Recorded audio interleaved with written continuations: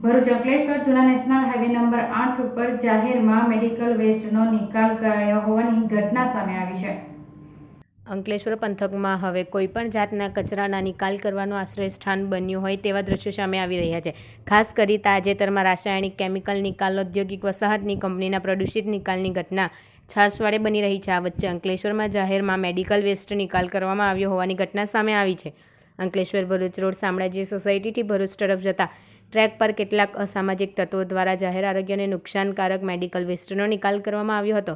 Injection, needle, દવા સહિત expiry ડેટના સીલપેક injection ત્યજી દેવામાં આવ્યા હતા। જ્યાં મૂંગા પશુધન જાહેરમાં ચરતા હોય છે ત્યારે આવી જગ્યા પર મેડિકલ વેસ્ટ નિકાલ કરવો કેટલો યોગ્ય?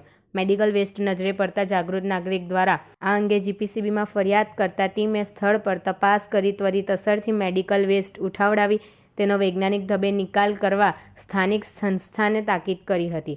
તેમજ ઇન્જેક્શન નામ આધારે તેનું ઉત્પાદન કરતી કંપની તરફ તપાસ શરૂ કરી હતી।